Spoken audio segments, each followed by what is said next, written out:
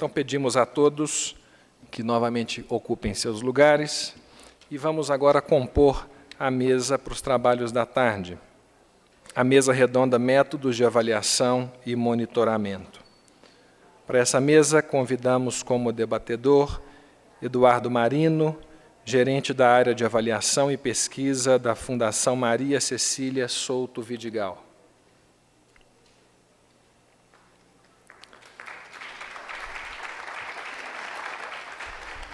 Como palestrantes, convidamos a professora Leia Carvalho Rodrigues, vice-coordenadora do mestrado em Avaliação de Políticas Públicas da Universidade Federal do Ceará.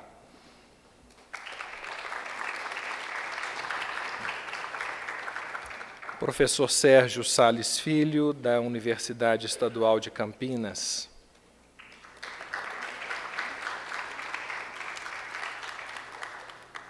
Madalena Ordonhas Alonso, presidente da Rede Latino-Americana e Caribenha de Monitoramento e Avaliação.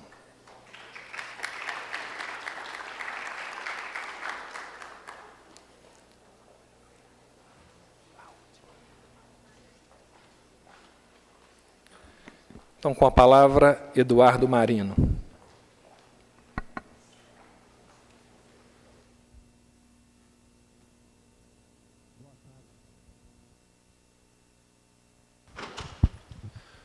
Boa tarde a todos. Nós estamos um pouco aí atrasados e vamos tirar o atraso aqui na composição da dinâmica aqui dessa mesa. Essa mesa ela tem uma característica diferente em relação às outras que vocês acompanharam até o momento. Essa é uma mesa de debate e não de disposição. Então, eu tenho aqui um conjunto de perguntas que foram formuladas pela organização do seminário, que eu vou trazer aqui para os palestrantes, para os debatedores. E nós faremos isso por aproximadamente 40 minutos, vamos trabalhar com essas perguntas, e eles terão a liberdade de fazer perguntas entre eles. Em seguida, nós abriremos para perguntas vindas de vocês, e essas perguntas deverão ser feitas por escrito, ok? Então, a mim caberá o papel de fazer as perguntas, essas iniciais, depois as que vocês trouxerem, e no final das discussões, se todos os meus neurônios funcionarem bem durante todo esse processo, eu devo fazer uma síntese do debate. Okay? Então, vamos lá. A primeira pergunta, vocês têm aí as perguntas também, então vocês podem ler, eu vou ler aqui mais para que os participantes tenham acesso à pergunta, né? Há uma relação definida entre o objeto de uma avaliação e os métodos mais adequados para realizá-la? Então, quem quiser começar a discutir essa pergunta? Todos ouviram? Quer que eu repita? Isso. Há uma relação definida entre o objeto de uma avaliação e os métodos mais adequados para realizá-la? E aí tem alguns exemplos, por exemplo, métodos mais adequados para avaliação de políticas e programas que têm características sociais, de saúde, de ciência e tecnologia, e outros temas.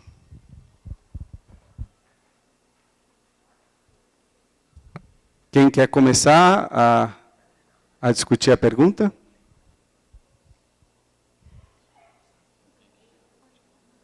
Vou ter que incluir a plateia aqui para responder?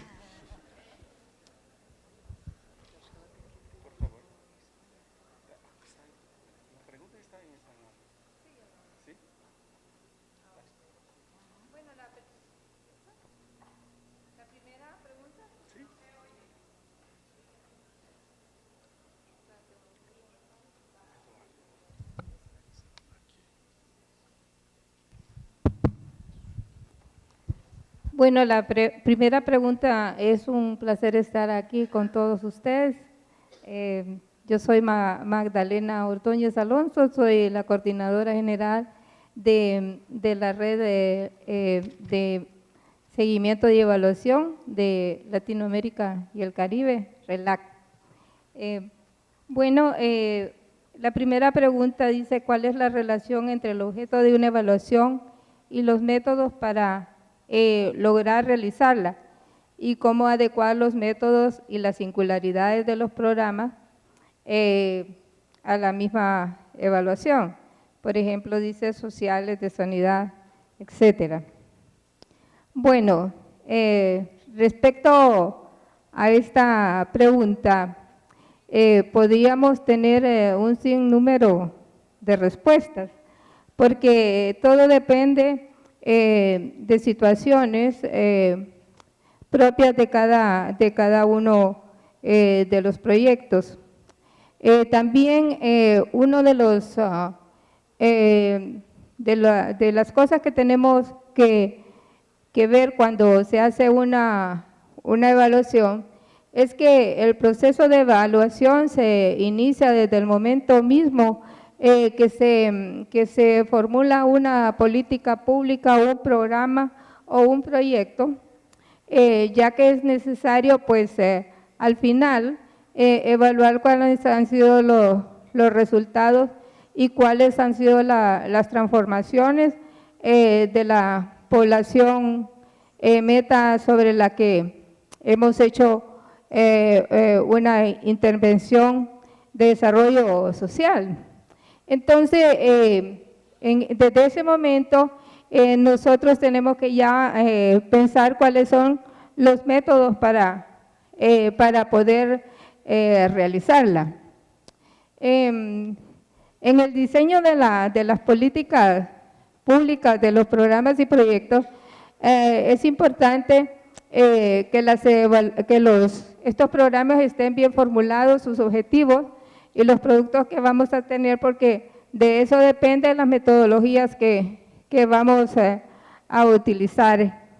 También es importante tomar en cuenta cuáles son las fuentes de financiamiento que tenemos, pueden ser de cooperación no reembolsable, de préstamos o de fondos nacionales, y hay que tomar en cuenta que, digamos, estas entidades, cada quien tiene sus propios objetivos y sus propias metodologías de evaluación, que el evaluador debe conocer muy bien y tiene que hacer un ensamble de todos estos elementos para tener metodologías apropiadas que satisfagan las necesidades de todos los involucrados.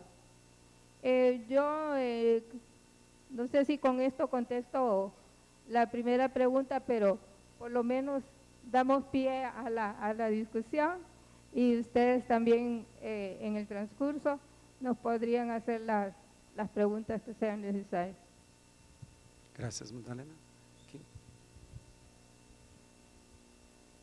Boa tarde a todos, então. Eu quero agradecer muito estar aqui, dizer da satisfação de estar aqui na Unicamp, estar em contato novamente com amigos, né? Eu sou formada aqui, então é um prazer. Agradeço ao comitê gestor da RBMA também o convite feito.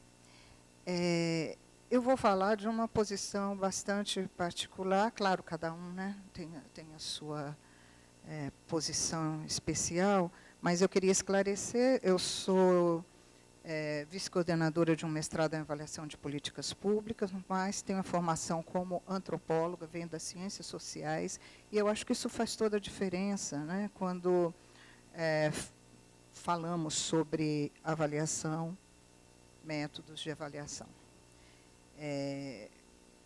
Eu sou, além de estar nas ciências sociais como antropóloga, eu vou estar claramente vinculada muito mais às metodologias qualitativas. Então, eu estou colocando isso para dizer que, a partir dessa posição que eu vou falar, sem desmerecer qualquer outra abordagem, esperando, na verdade, que se possa somar, ter novas perspectivas, né? Contribuir para isso que a gente sempre quer, que eu tenho acompanhado também a própria RBMA, o seu caminho de institucionalização e dessa abertura para as diferentes posições. Eu diria, essa relação, dizer se há métodos mais adequados para um ou outro objeto de avaliação, para mim, tudo depende da sua visão de avaliação, em primeiro lugar, e dos paradigmas que estão orientando. Porque você não vai, com certeza, escolher uma metodologia que não seja coerente, né? Um método, né? Que não seja coerente com a sua perspectiva teórico-metodológica. Né?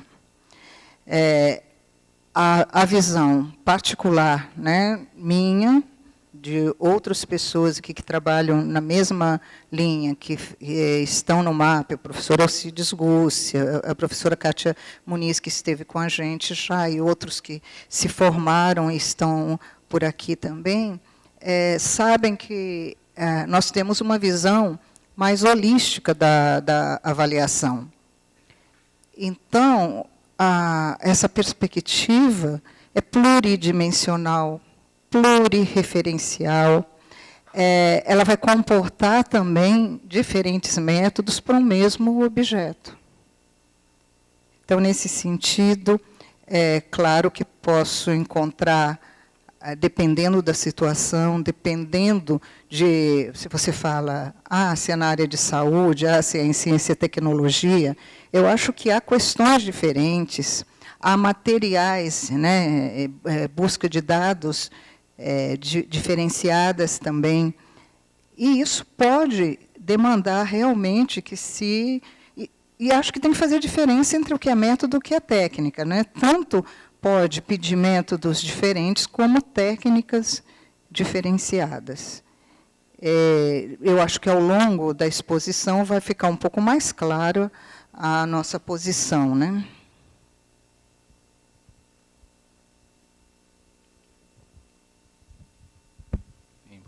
Boa tarde a todos. Em primeiro lugar, agradecer o convite da organização para estar aqui nessa mesa. É um prazer. E se alguma contribuição eu posso dar nessa pergunta é de dizer que, além de o objeto, sim, ele não define, mas ele aponta para algumas questões metodológicas, né?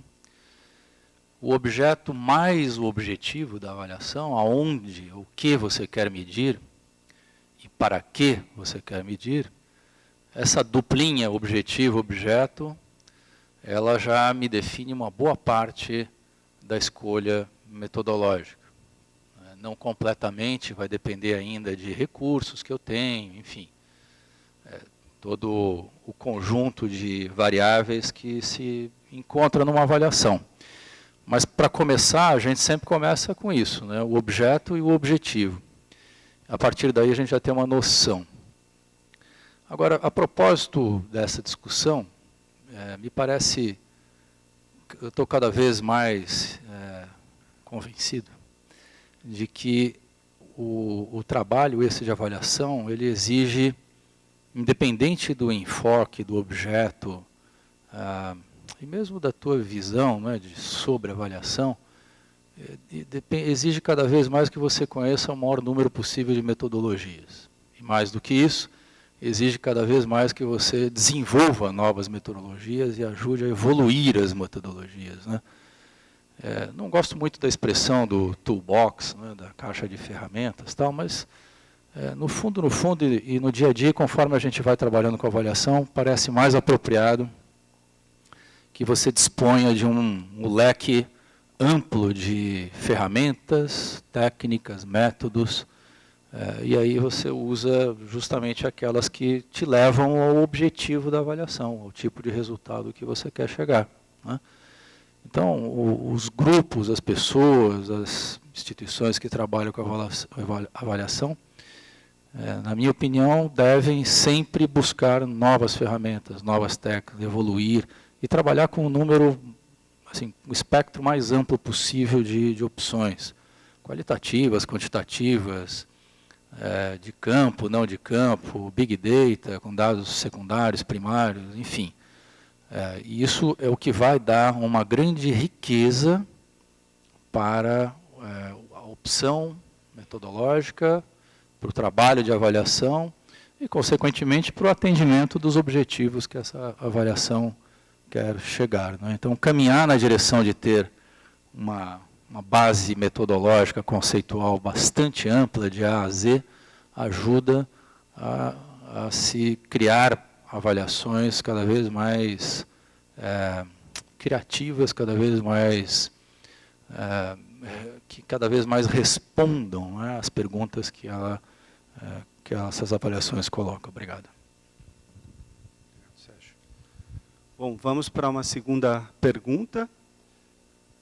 Como lidar com a questão do timing da avaliação de políticas, considerando que se trata de um alvo móvel? Os desdobramentos continuam acontecendo por um tempo indeterminado após o término da implantação de uma política e os próprios objetivos dessa política podem mudar ao longo do tempo. E que há, nessa situação, uma cumulatividade de impactos. Tá? Então, como lidar com essa dinâmica de um processo de implantação de políticas, no qual você pode atingir aí diferentes objetivos ao longo do tempo? Como é que a avaliação pode lidar com esse processo? Quem quer começar?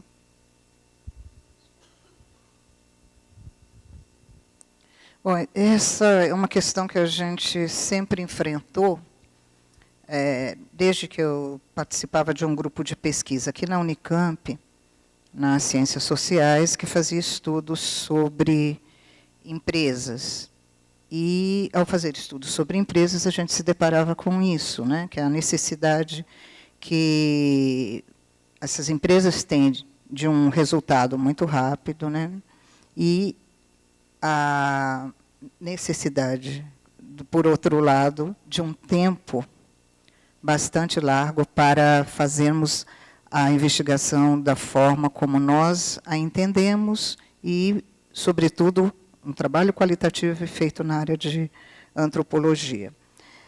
O método etnográfico, para quem não conhece, ele exige uma estada em campo bastante demorada.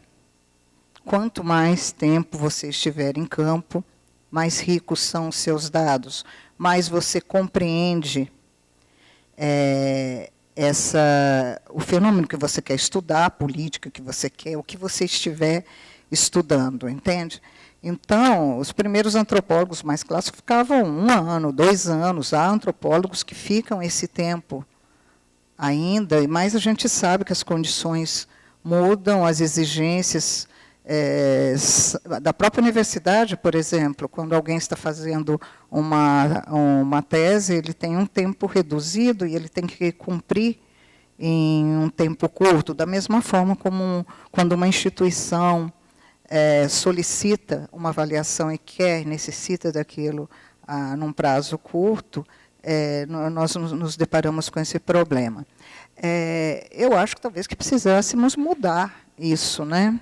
Talvez encontrar formas. Eu estava pensando isso, né? Como a gente recebeu as perguntas um pouco antes, estava refletindo.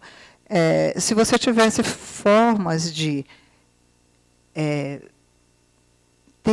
eu estou pensando numa política, porque quando você lida com um programa, o projeto é coisa diferente, porque ele tem um tempo também curto de duração. Mas se você pensa numa política que dura mais tempo, e ao mesmo tempo você vai poder acompanhá-la e quer acompanhá-la por um tempo, ao longo do tempo, você precisaria uma boa base de levantamento de dados, mas teria que continuar. Eu estou pensando muito a partir das pesquisas que a gente faz. É lógico que eu faço pesquisa na universidade, não faço por encomenda. Já fiz também, mas, na verdade, estouramos o tempo. Precisamos de mais 3, mais 4 meses.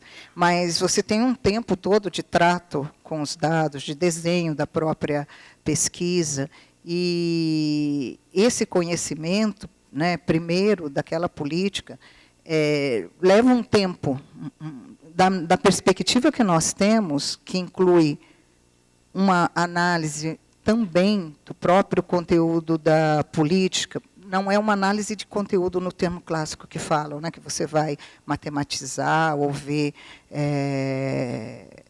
perceber o que é falado, mas é realmente refletir sobre a base conceitual da política, e não apenas para informar a avaliação no sentido de verificar se aquilo está sendo...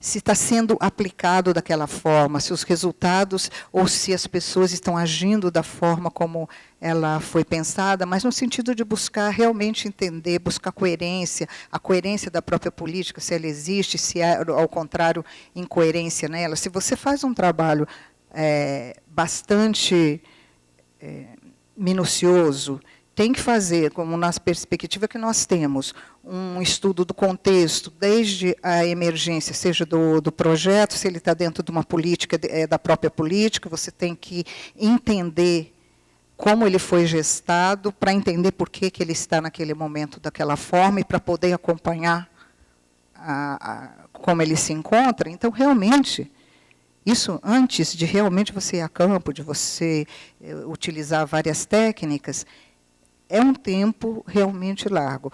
O autor que nós utilizamos muito, que é muito em acordo com essa nossa perspectiva, que é mais compreensiva, é Raul Lejano. E o Raul é um americano de nacionalidade filipina, faz muitas pesquisas, tanto na área ali de Los Angeles, como no próprio... nas Filipinas também, e nas regiões próximas. Ele faz uma comparação entre duas técnicas de avaliação, uma mais, vamos dizer, dentro dos moldes mais clássicos, mais quantitativa, mais restrita ao objetivo da política, e que consegue responder, então, muito mais rapidamente, coisas que ele demorou 1 ano para projetar, levantar de dados, eles conseguiram em 3 meses. Né? Mas o que ele chega ao final, o que ele nos mostra bom, mas o que é que nós queremos realmente saber dessa avaliação? Quer dizer, então eu consigo algo muito rápido, levanto aqueles dados, embora eles sejam incompletos ou possam estar em desacordo com o que realmente ocorre, eu não vou, de repente, entender porque os dados estão indicando certos resultados da política, e, então, porque é mais rápido, é mais barato. Eu acho que eu imagino que nós precisamos mudar a forma de ver a avaliação, repensar o próprio entendimento da política, para que nós possamos realmente produzir resultados consistentes.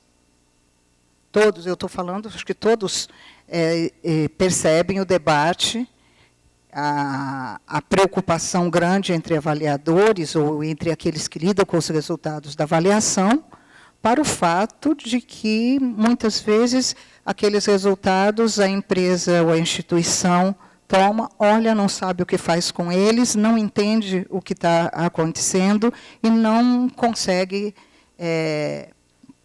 produzir mudanças nessa própria política.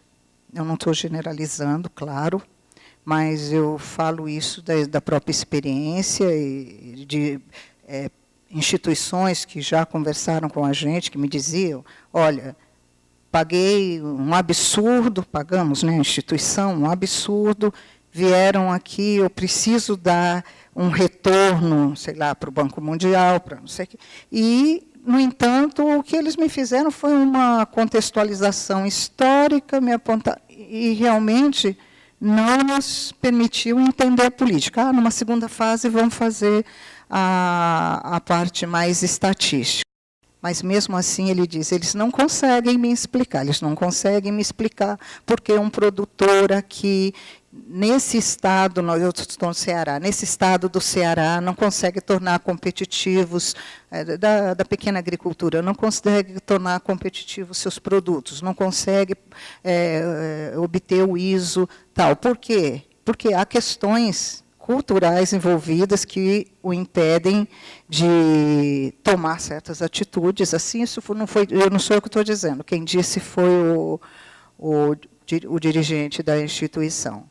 Então, eu preciso de avaliações que possibilitem que eu entenda realmente o porquê que ele não está, nós não estamos conseguindo ser competitivos. Então, eu acho que daí depende do que eu quero, onde eu quero chegar. Né? Se eu quero chegar no meio resultado, então vamos fazer muito rápido.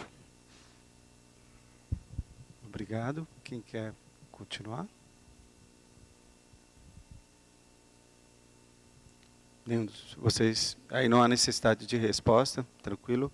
Então, seguimos para a próxima pergunta, que aí traz um aspecto metodológico também importante, que é como incluir o elemento da participação dos atores envolvidos nos métodos de avaliação. Ou seja, como é que a metodologia da avaliação considera essa dimensão da participação.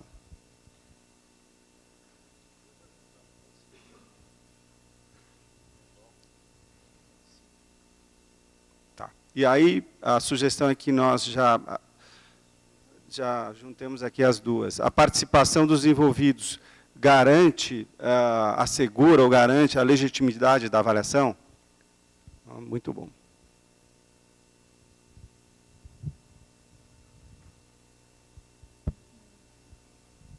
Bueno, definitivamente las evaluaciones deben ser participativas. Deben participar el evaluador, los que están involucrados en la ejecución de una política, un programa o proyecto, y los beneficiarios finales de una intervención de desarrollo, porque todos ellos están, todos los involucrados necesitan tener información precisa de acuerdo a cada interés particular.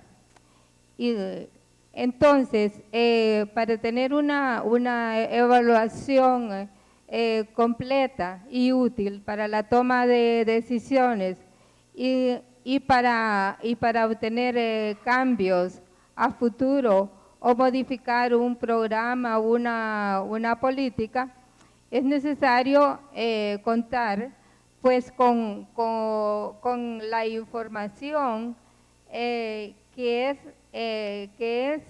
de utilidad para cada uno de los involucrados. Entonces,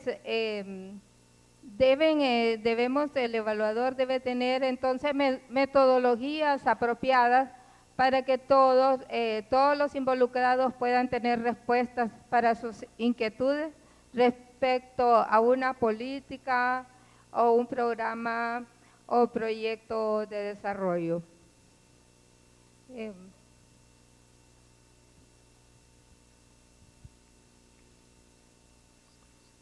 Posso, um comentário rápido, evidente que não é imprescindível, mas é bom, e dependendo do objeto e do objetivo, esse envolvimento dos atores, que eu particularmente acho importante quando você prepara a avaliação, né?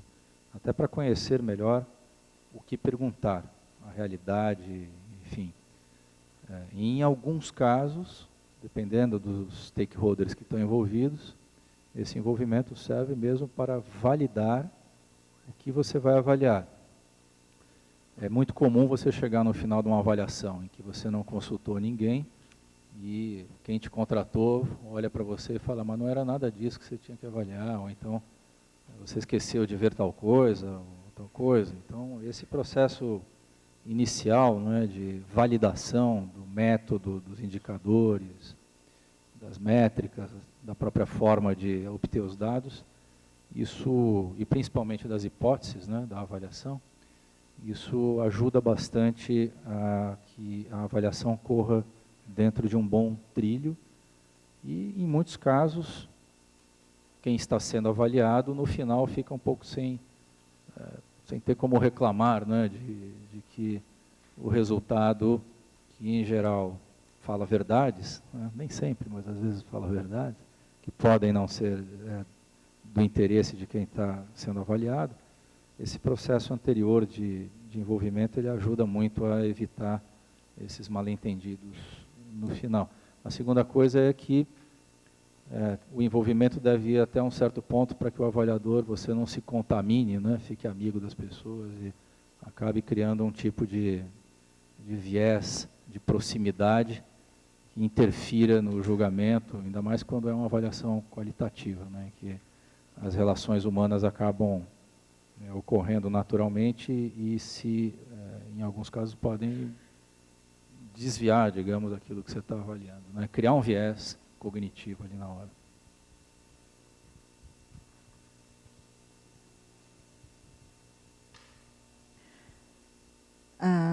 Sobre a participação, eu vou primeiro chamar a atenção, né, como assim, para a gente pensar não apenas como se fosse algo concedido, né, porque muitas vezes a gente vê isso. A política foi gestada nas esferas governamentais, é implementada pelos gestores administrativos, técnicos administrativos, enfim, e saber se, quando vamos avaliar, ou quando, no exercício da própria política, abrimos espaços de participação ou não, como uma atribuição, né, das próprias instituições. No entanto, a participação é um elemento central do próprio exercício da política, né? É uma questão de democracia, se vivemos, né, no sistema democrático. Quando nós pensamos as próprias políticas, muitas delas, elas vêm das próprias demandas de vários setores da sociedade. Elas atendem interesses também. Então, nesse jogo político de interesses, de demandas, claro que há desigualdades na condução do processo político, na definição das políticas e na implementação delas, e também quanto aos efeitos delas. Então, se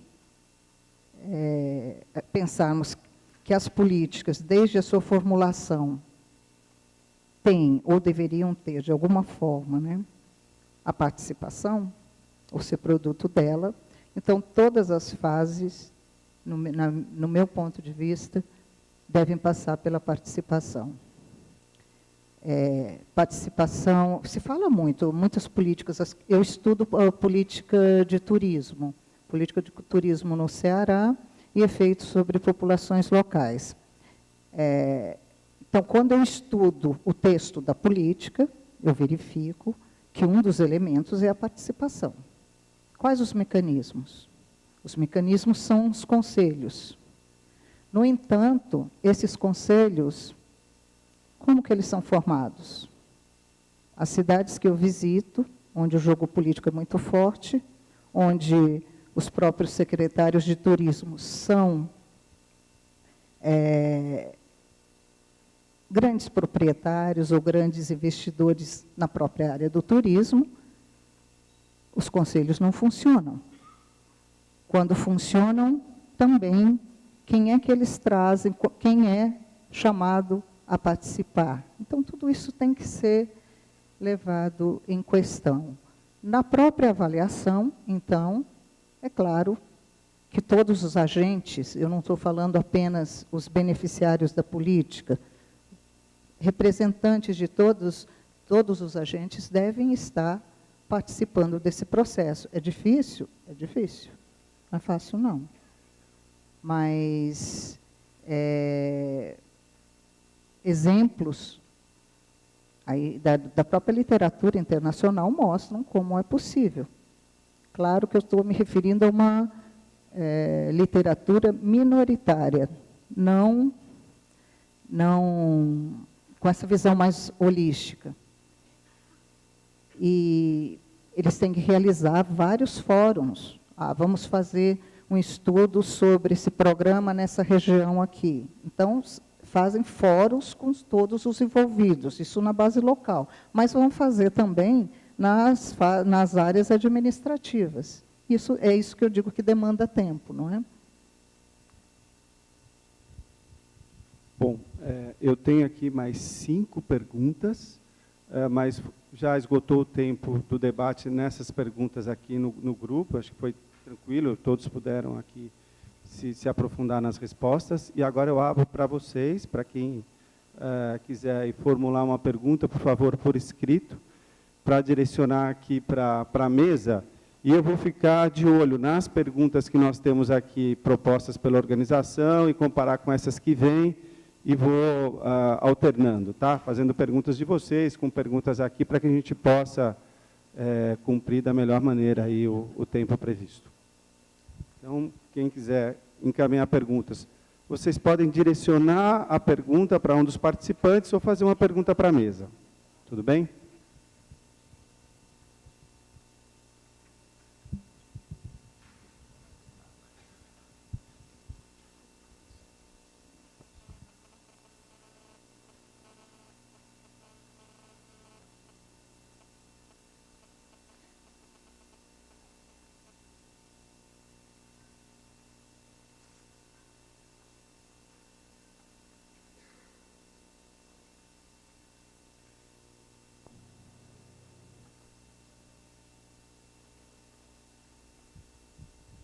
Enquanto vocês formulam as perguntas, eu vou fazer mais uma pergunta da nossa lista aqui.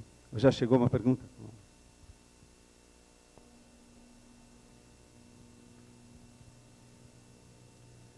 Gente, só um esclarecimento. Vamos focar nas perguntas. Aqui tem um contexto muito interessante e uma pergunta. Eu vou começar pela pergunta, tudo bem? Vou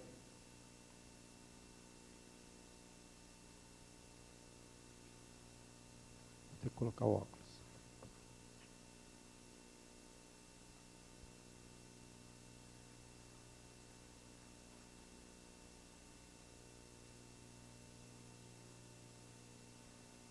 A pergunta está em espanhol. Então, a pergunta é: que outros indicadores e medições de desempenho de RRHH, recursos humanos, se podem mencionar? Tá? O contexto trazido aqui na pergunta é sobre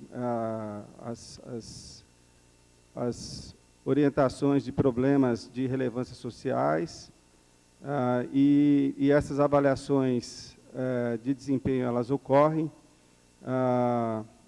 e geralmente elas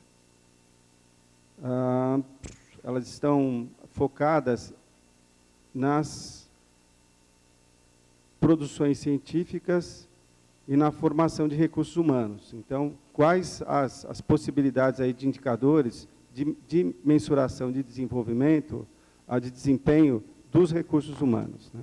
Acho que aí cada um de vocês pode trazer um pouco da experiência de vocês nessa avaliação, que seria uma avaliação mais focada no conjunto de competências que um determinado programa se propôs a desenvolver informações aí de indivíduos.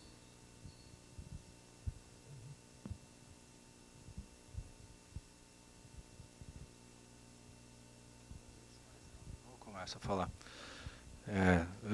Depende, obviamente, do contexto, né, do que está se avaliando de recursos humanos, mas eu vou pegar um ponto que me apareceu algumas vezes de avaliar a qualificação, né? A qualificação, a evolução da qualificação do recurso humano e a sua trajetória profissional, digamos.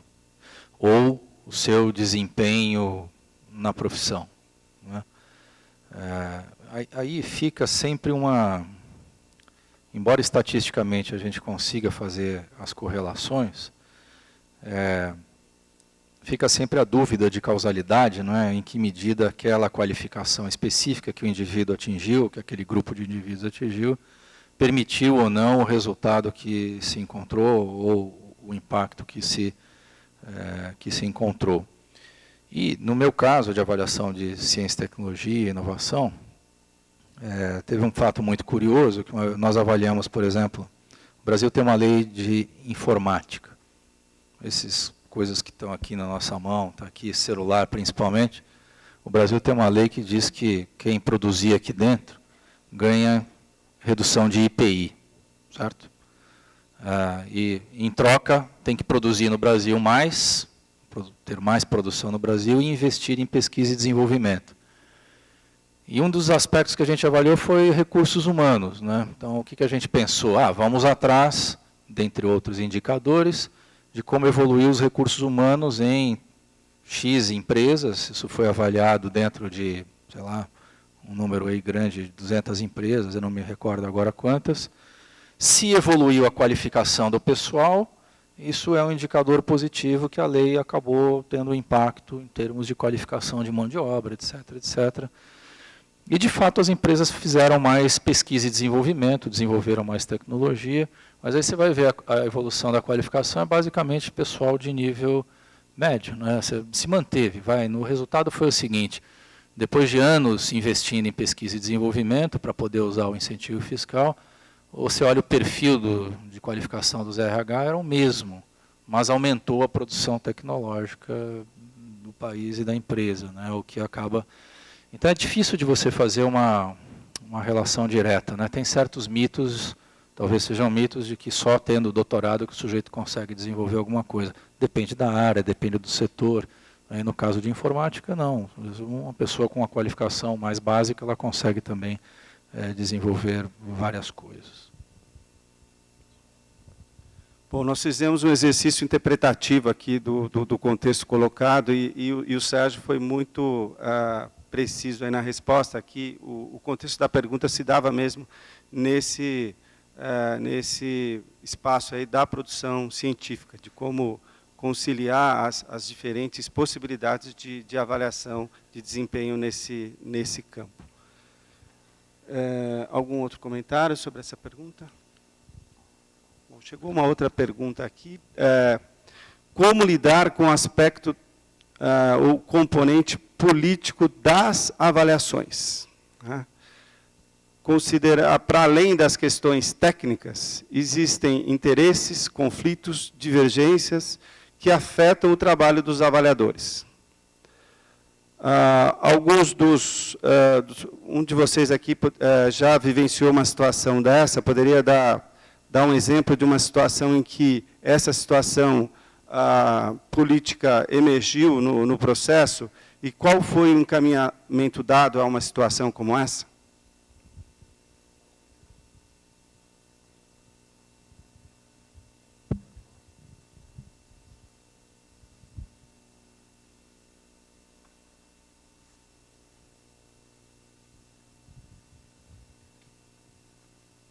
Eu não sei se eu entendi muito bem, se é...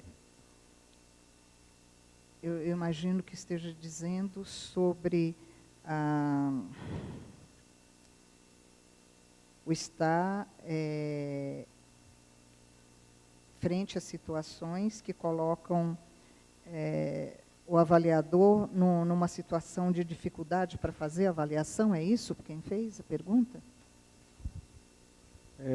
O entendimento aqui é o seguinte: quando você está vivenciando, está implementando, você como avaliador implementa uma avaliação, podem surgir conflitos, porque a avaliação lida essencialmente com valores, né? E entre as partes interessadas podem surgir reações de descontentamento com relação ao eventual julgamento ou uma situação que surgiu durante a avaliação. Então, como lidar com essa situação, na qual há uma insatisfação com o tipo de julgamento, com a escolha de determinado método que não agrada alguns dos interessados. Como lidar com isso? Essa, eu acho que é a situação colocada aqui. Eu acho que seria melhor falar alguém que faz a avaliação, né, por encomenda. Não é o meu caso, que vivo na academia, né, mas a gente, claro, se depara com certas situações, quando nós estávamos num grupo de pesquisa, simplesmente, quando eles perceberam o resultado que ia acontecer, eles suspenderam novos. Como lidar? Não é? No caso, outras vezes nós dissemos não também, né? Se não querem, por exemplo, que o resultado seja divulgado, é um ponto também, não é? Muitas vezes, e para o acadêmico isso não é aceitável. Então, nós fazíamos questão de que, né, se fosse contratado, tivesse essa cláusula de abertura, né? Então, existem negociações antes. O resultado, nem sempre, acho que muitas vezes, quando é para olhar para a sua própria situação, acho que na maior parte das vezes, há uma certa incômodo daquele que foi avaliado, né? Eu acho que isso daí não é incomum, não. Agora, chegar a uma situação de maior conflito, né? E eu acho que se tiver alguém que realmente fez pesquisas nesse sentido, acho que seria melhor.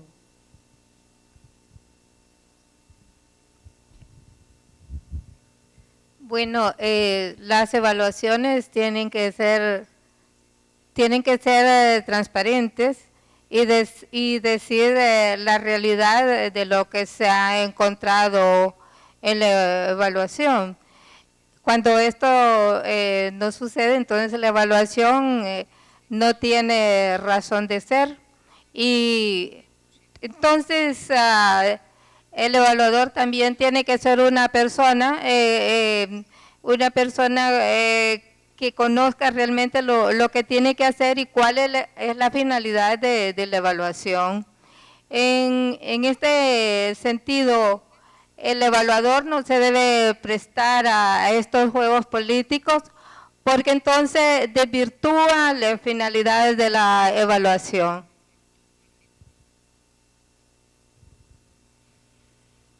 Acho que uma das formas de atenuar é envolver a pergunta anterior, né?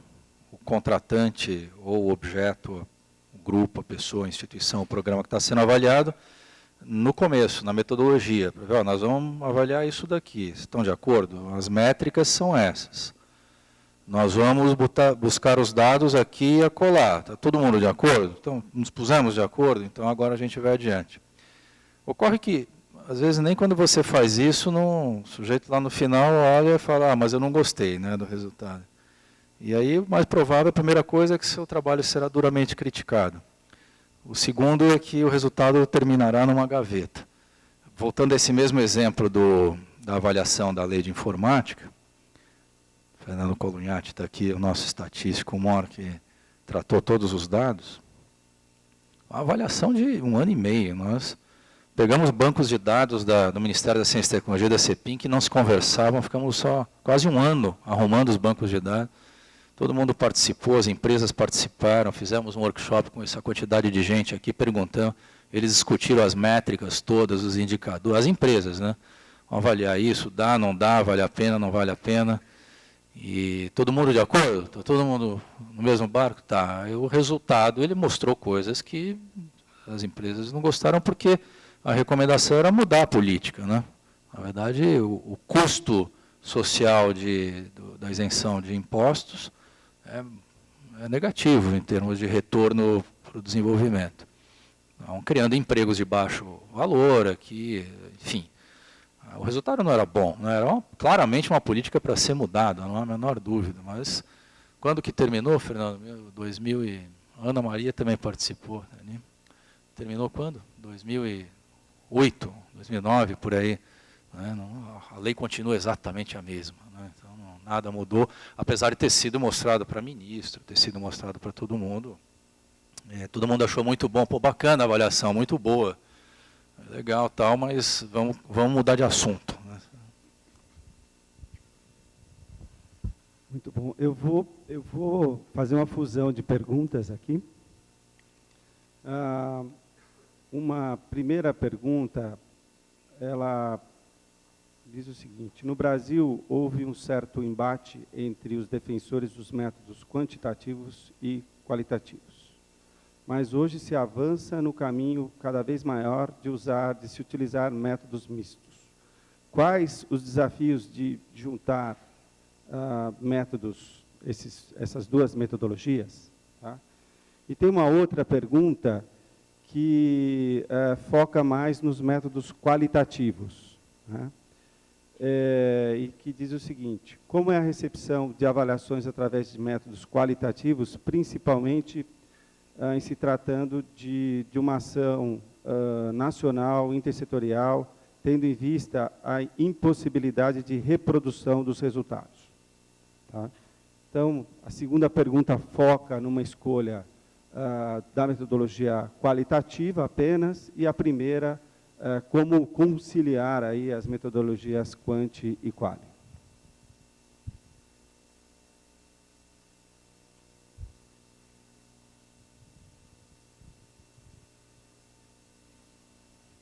Bom, eu acho que o grande desafio é na hora da interpretação dos dados, né?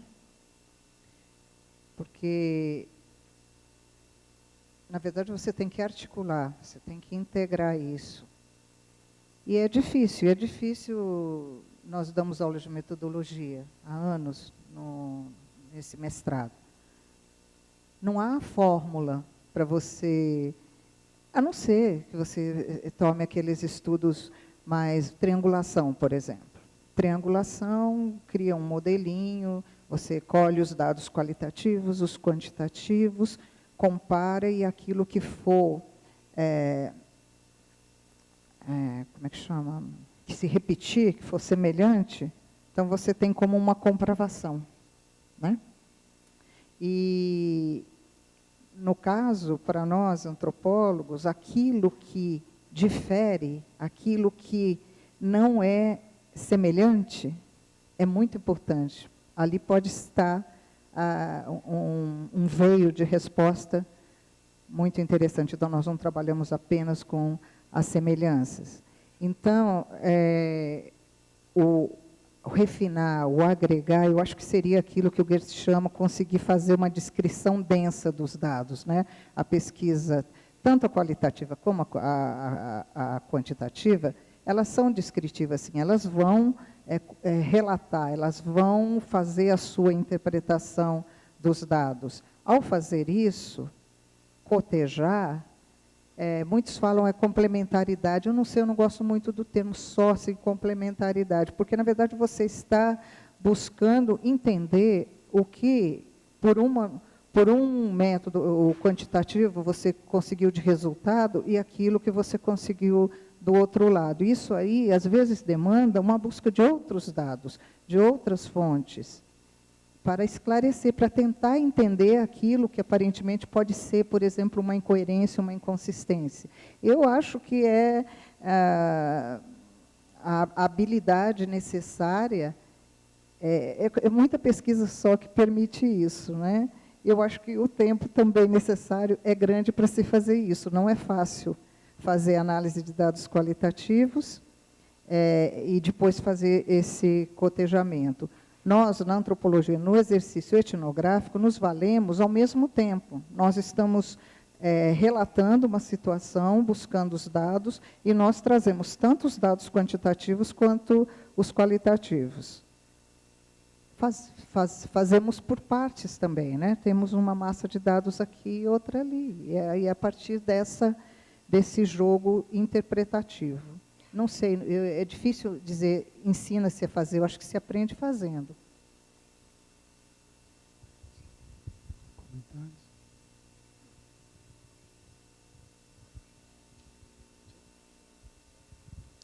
Bueno, ella ha dicho casi todo. En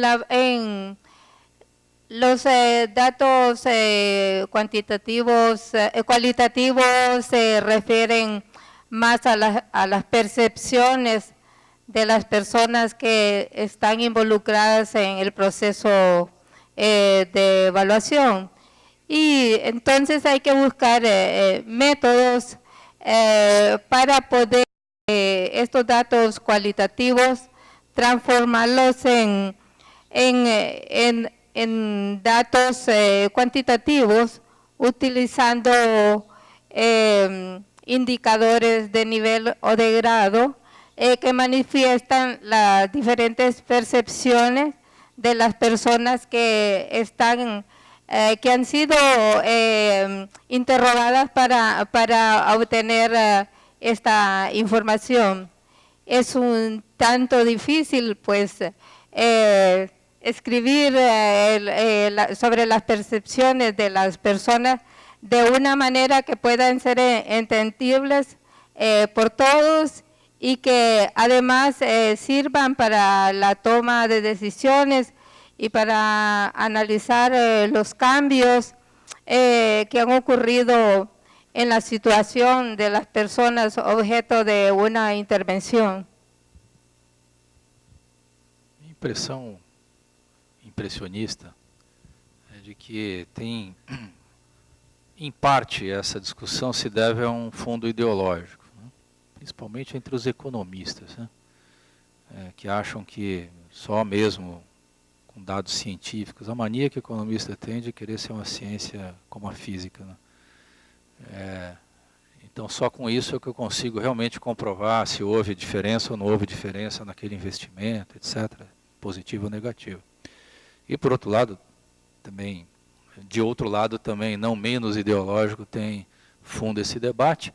Não é só isso, eu não estou simplificando não, mas me parece que isso é uma coisa importante e que acabou criando um falso debate. Não existe uma avaliação que seja puramente qualitativa, sem nenhum dado, nenhuma quantificação, e nenhuma, como ela bem colocou, nenhuma avaliação quantitativa que não tenha toda uma descrição, uma análise, uma coisa analítica qualitativa que transcenda os dados que ali estão.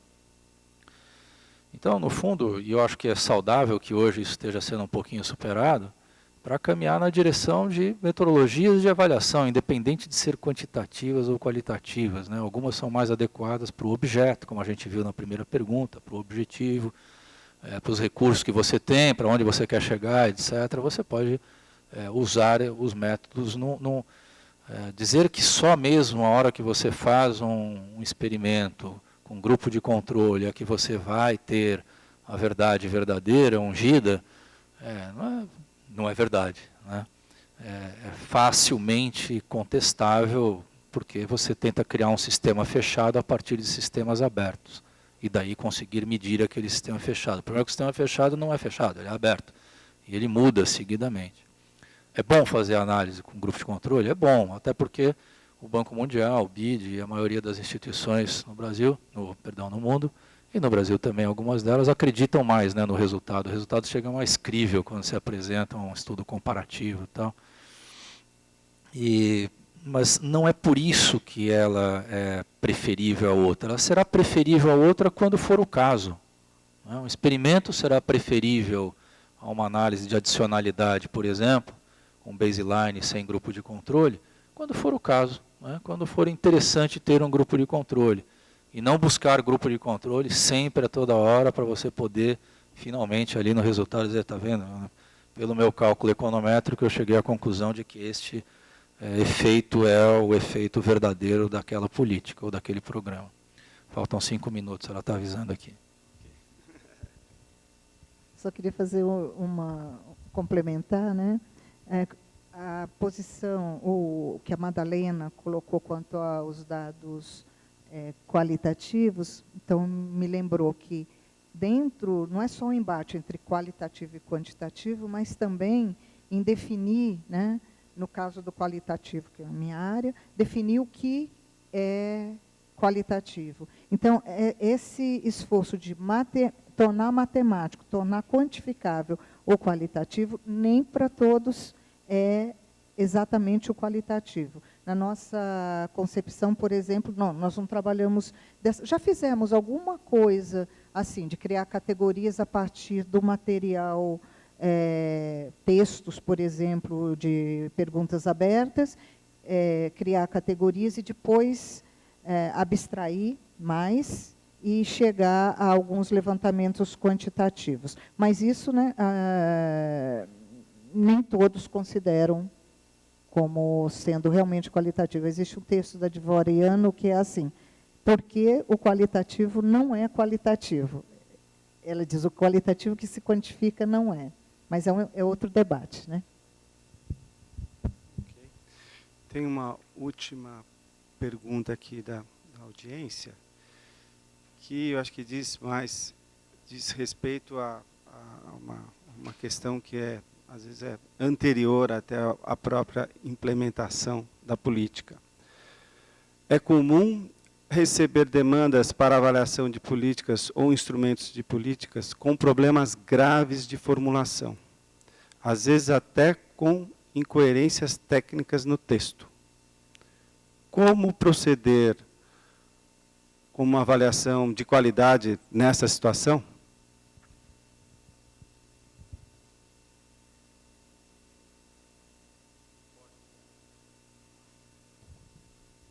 Formulando hipóteses, né? Então, você pode tentar, considerando que o espírito da política era esse, apesar da dubiedade, ou apesar da má formulação, etc., é isto que eu vou avaliar. Então, você formula hipóteses e depois vai buscar a resposta para essas hipóteses, porque não tem outro jeito de saber.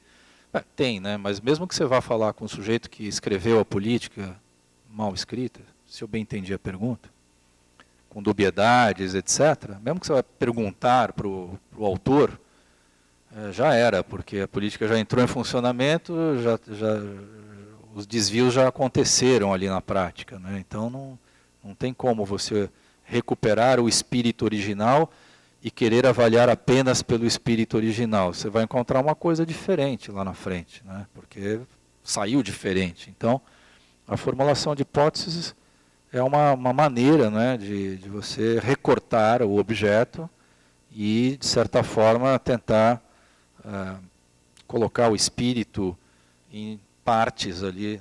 Não estou dizendo em partes para separar a avaliação, não é isso, não.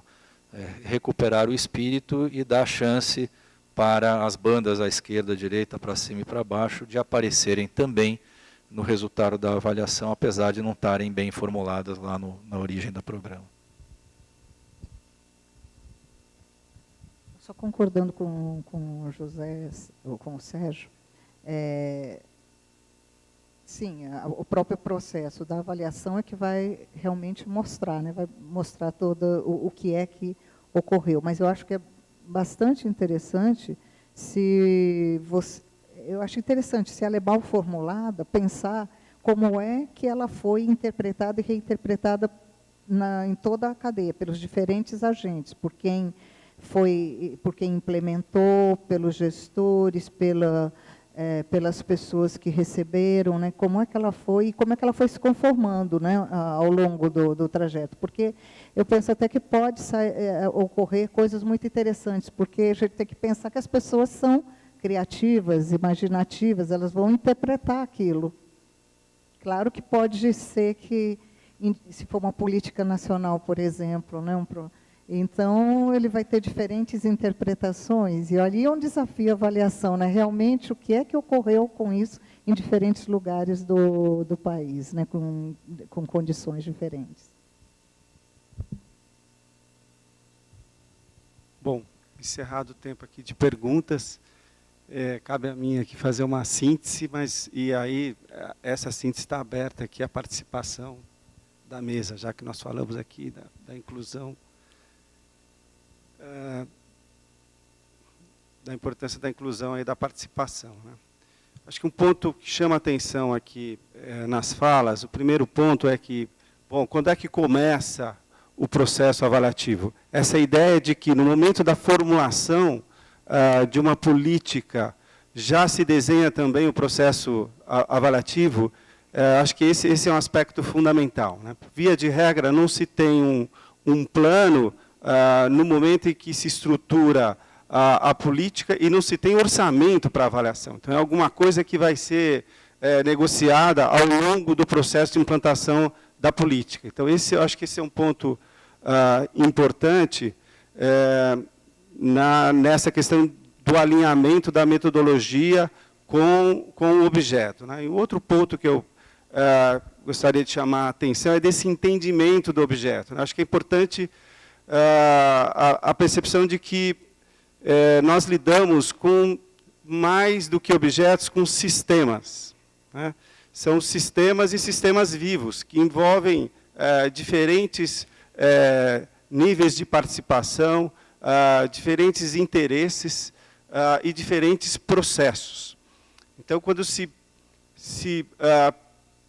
estrutura uma avaliação para uma política que está em andamento, essa ideia de que não estamos lidando com alguma coisa estática, e sim dinâmica, é preciso ser considerada também no desenho da avaliação. Então, acho que seria interessante, esse é um desafio que eu trago aqui para os avaliadores, que ao invés de se chamar objeto da avaliação, organismo vivo ou sistema, aquele programa que está sendo implantado. É muito mais do que um objeto estático para uma pesquisa, a gente tem ali um sistema vivo e os métodos precisam interagir com esse sistema. Um outro ponto é uma questão trazida aqui muito importante, que qual é o tamanho e a diversidade aí da caixa de ferramentas do avaliador? Isso é fundamental. Porque se o avaliador abre a caixa de ferramentas dele, ele só tem ali um alicate, uma chave de fenda e um martelo, não adianta ele ser sensível para o sistema, não adianta ele pensar na avaliação no momento de implantação do programa, porque ele só vai usar as 3 ferramentas que ele tem disponibilidade. Eu acho que o Sérgio trouxe esse ponto é muito importante. O avaliador não é um avaliador sozinho, precisa dispor de todas essas ferramentas, mas muitas vezes é fundamental que se componha uma equipe para que se agregue competências e capacidades para lidar com avaliações que são mais complexas, né? No ponto da participação, acho que os 3 debatedores aqui se complementaram muito bem. Assim, eu acho que um aspecto importante é que existem diferentes interesses interessados na avaliação, né? Existem diferentes tempos de envolvimento desses interessados. Então, existe um grupo de tomadores de decisão, aqueles que encomendaram a avaliação, que eles precisam ser ouvidos. E outros interessados que participam diretamente do programa precisam ser ouvidos também na fase inicial, na fase de estruturação da avaliação, para que não haja questões lá no final do processo, puxa, mas não era bem isso que nós esperávamos do ponto de vista do escopo da avaliação. O outro aspecto é a participação no processo da avaliação propriamente dito.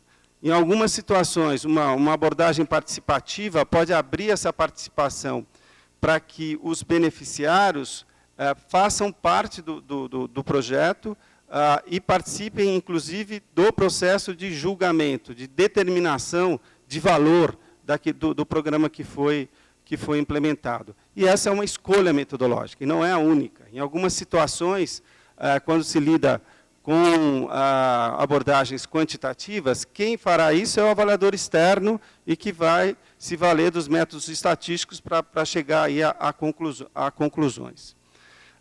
Um outro momento importante e um público importante numa situação é o beneficiário que, em alguma medida, contribuiu com a avaliação, porque ele foi entrevistado em algum momento, ele foi ouvido, e, portanto, ele tem direito e a obrigação do avaliador apresentar esses resultados para ele, para que ele tenha acesso a esses resultados e possa, de alguma maneira, interagir com o processo avaliativo, com as decisões que foram tomadas durante a avaliação.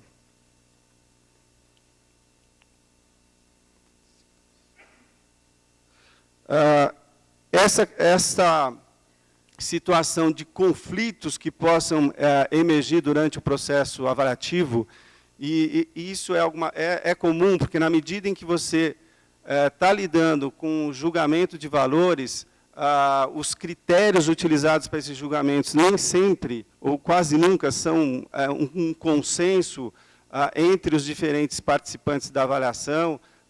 Então, é importante que o avaliador tenha uma competência para o diálogo, para lidar com conflitos e para negociar esses interesses que emergem e que sempre estarão presentes aí no processo avaliativo. Acho que esse foi um ponto trazido aqui também pelos nossos colegas, né?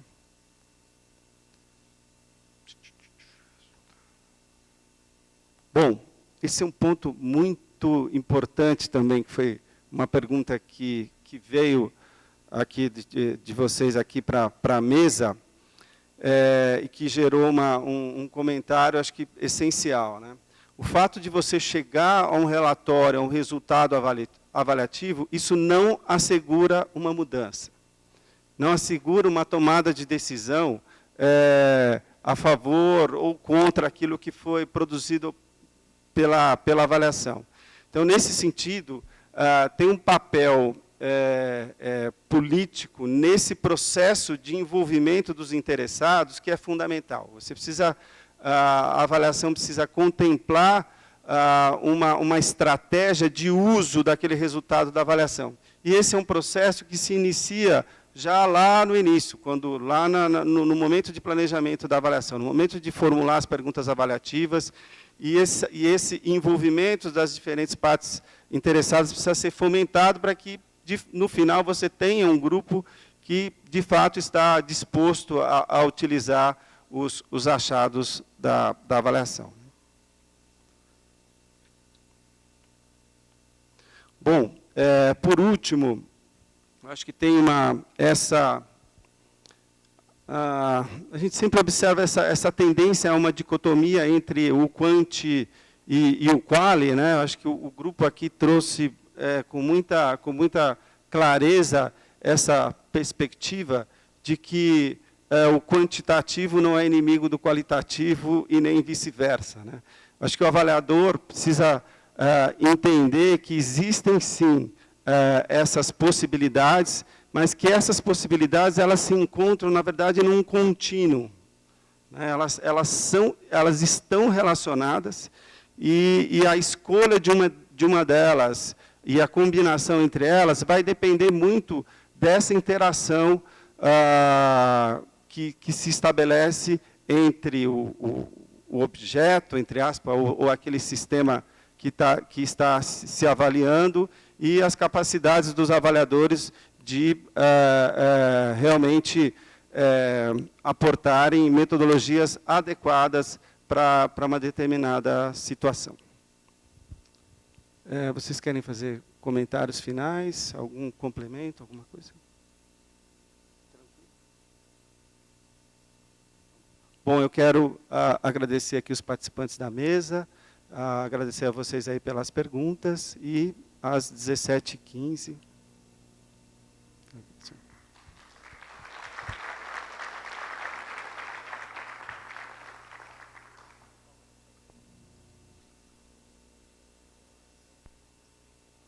Estamos sem ar. Muito bem. Então, agradecemos novamente a contribuição de vocês, reforçando a importância de avaliarmos esse seminário. Na entrada do auditório, os computadores estão disponíveis para que as avaliações sejam feitas por vocês. Percebemos que poucas pessoas avaliaram o evento, então reforçamos de novo o nosso interesse em fazer isso. Lembrando que amanhã começamos às 9h, e aí contando com a pontualidade de vocês. Agora teremos a sessão de pôsteres no saguão desse teatro, das 17 às 17h30, e convidamos todos a prestigiarem os trabalhos lá apresentados. No Anfiteatro 1, perdão. Então, Anfiteatro 1, é verdade, está escrito aqui. Anfiteatro 1, 17 às 17h30. A reunião da rede vai acontecer aqui às 17h15, convidando novamente para que vocês participem e se juntem a nós. Então, obrigado, boa tarde.